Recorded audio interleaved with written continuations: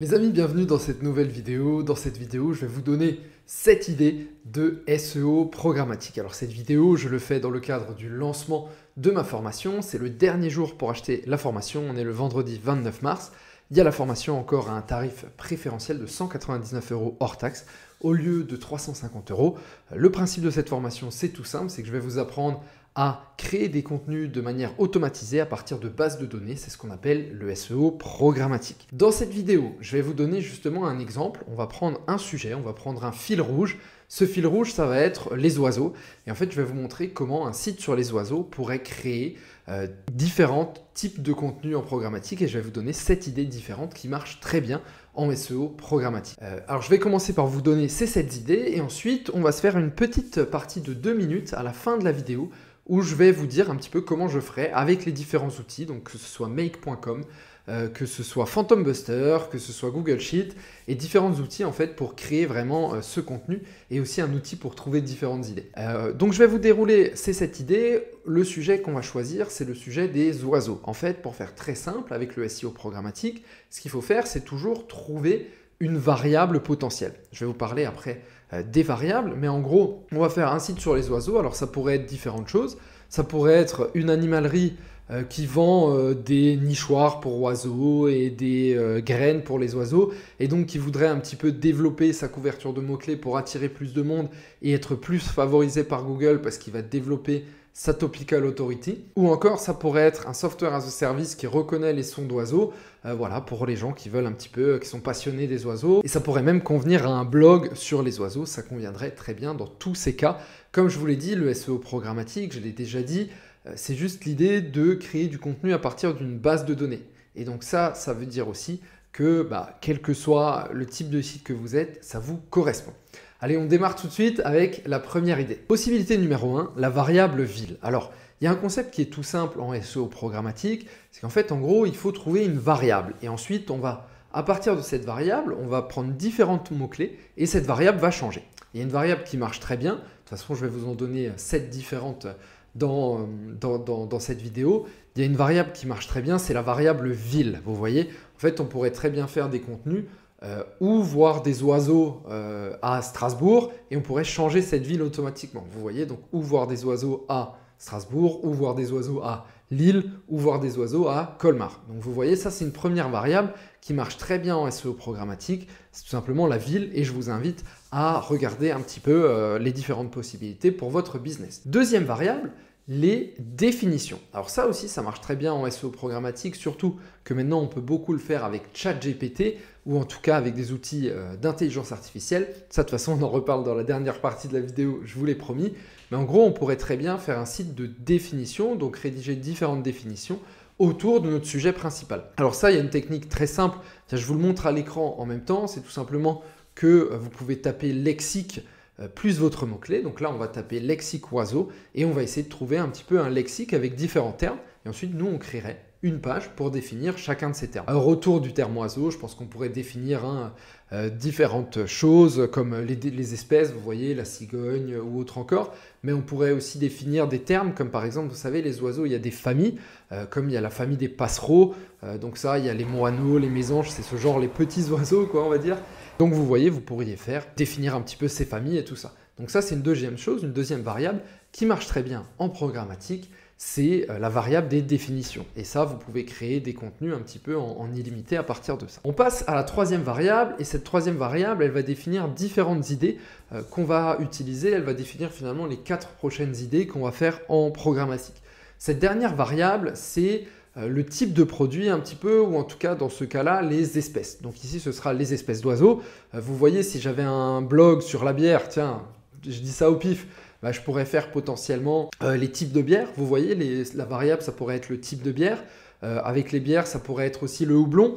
Si j'avais un site e-commerce pour chiens, ma variable, ça pourrait être tout simplement les races de chiens. Donc vous voyez, il y a toujours un petit peu ces dizaines de variables et je pense que vous pouvez répliquer ça sur votre business. De toute façon, si là, vous n'avez pas d'idée de comment répliquer ça, dans la dernière partie de la vidéo, je vous donne un outil qui va faire ça pour vous. Donc ça va être très pratique.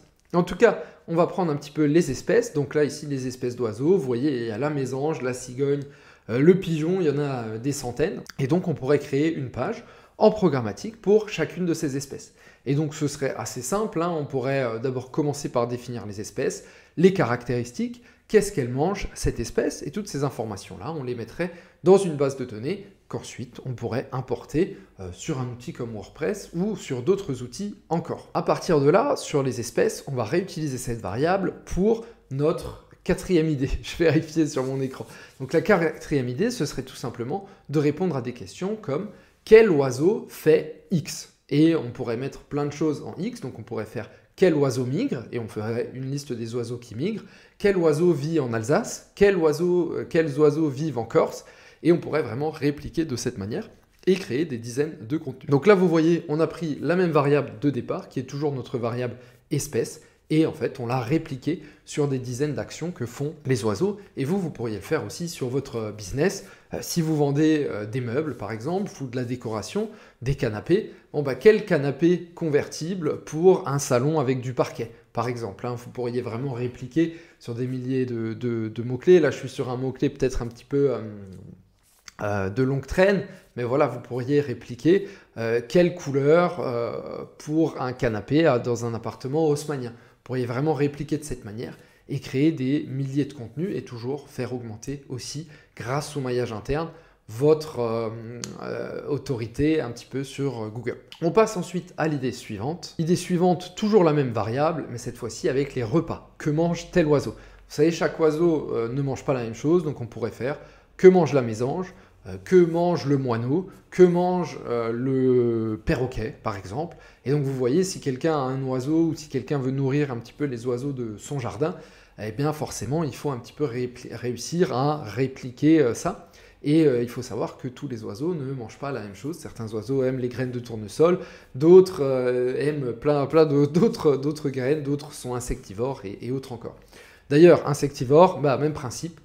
Quels oiseaux sont insectivores? Liste des oiseaux insectivores, ça nous ferait une autre idée. J'y avais même pas pensé, je l'improvise face cam directement. Idée suivante, ensuite, vous savez aussi que les oiseaux, pour faire des petits, font des nids.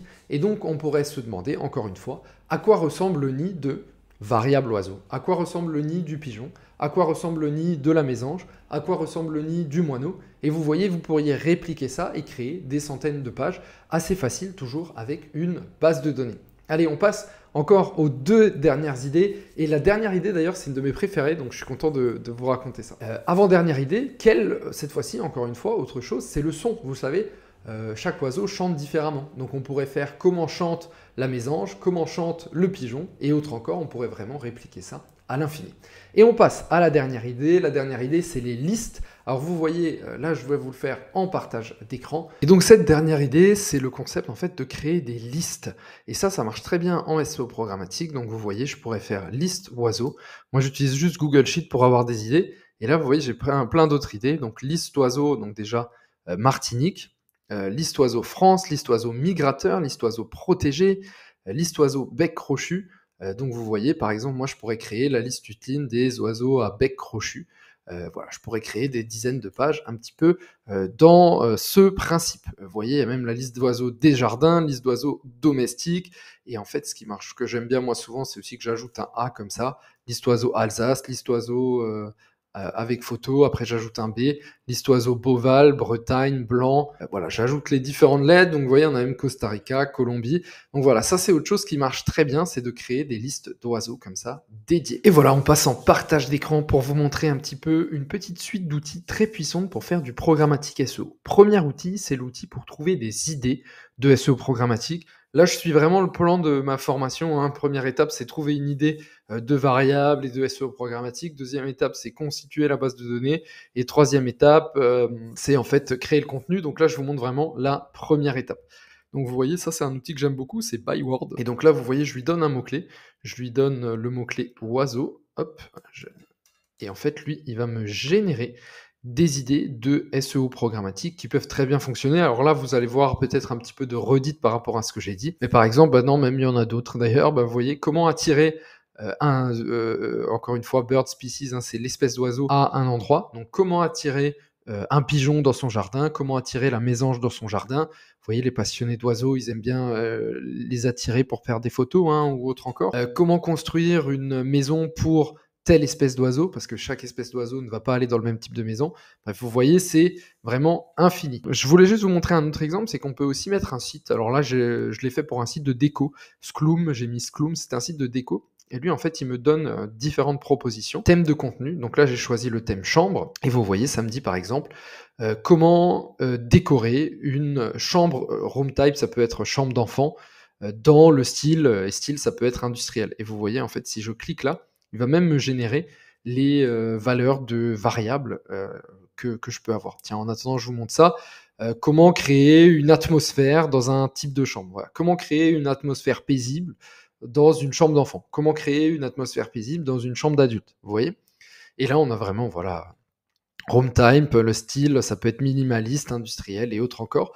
Donc vous voyez, voilà, comment décorer un salon dans un style moderne. Comment décorer un salon dans un style bohème. Comment décorer un salon dans un style minimaliste. Et ensuite, comment décorer une cuisine dans un style scandinave. Donc voilà, vous voyez vraiment, ça va vous générer des dizaines d'idées de ce que vous pouvez faire. Et ensuite, ça peut être des articles de contenu, ça peut être des articles basés sur une base de données, ça peut être vraiment plein de choses.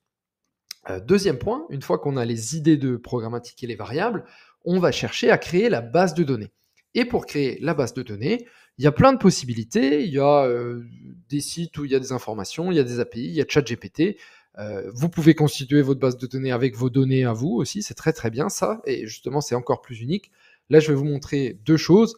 Je vais vous montrer comment créer une petite base de données avec ChatGPT et comment la créer avec une API. Du coup, avec ChatGPT, ben, vous savez, avant, je vous avais parlé des listes des oiseaux. Pour les listes, ChatGPT est assez bon. Donc là, par exemple, il me donne des listes.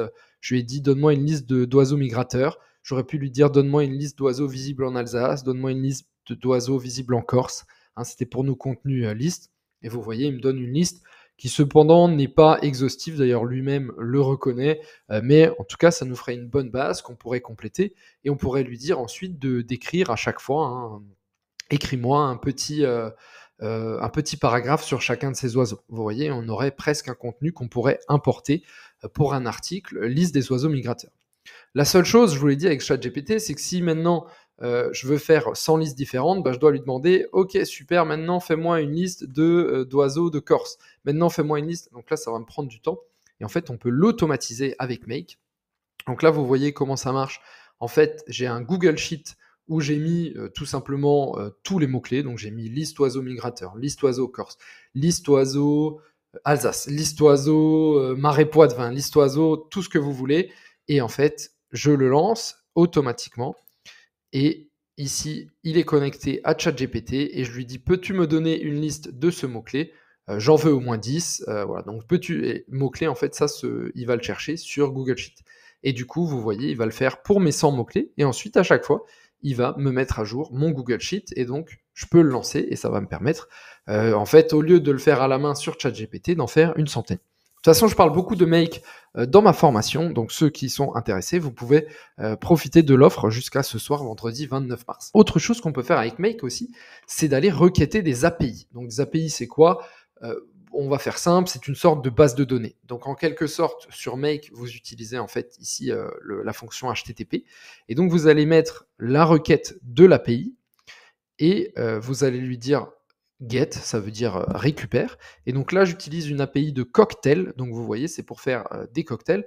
Et en fait, je lui dis toutes les 15 minutes d'aller requêter cette API et de me mettre ici, c'était un autre test, dans cette page 2, en fait, le nom du cocktail, est-ce que c'est alcoolisé ou pas, comment le préparer, et les ingrédients, vous voyez? Et du coup, ben, par exemple, donc là, vous voyez, on en a 3, et donc, si je clique ici pour le lancer, alors là, je vais juste le lancer une fois, mais après, je pourrais le mettre en récurrent et dire que ça marche tous les quarts d'heure. Et vous voyez, il m'a mis un nouveau cocktail. Ensuite, vous voyez ici, Google Sheet, ce serait un petit peu votre fichier final, et vous pourriez importer ça.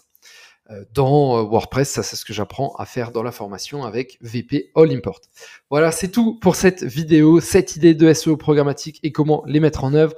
Pour ceux qui en sont intéressés, dernière chance pour profiter de ma formation à un tarif exceptionnel. Les autres, vous pourrez toujours en profiter, ce sera juste plus le même tarif. C'est jusqu'à ce soir, vendredi 29 mars, minuit. Merci les amis, à très vite, ciao.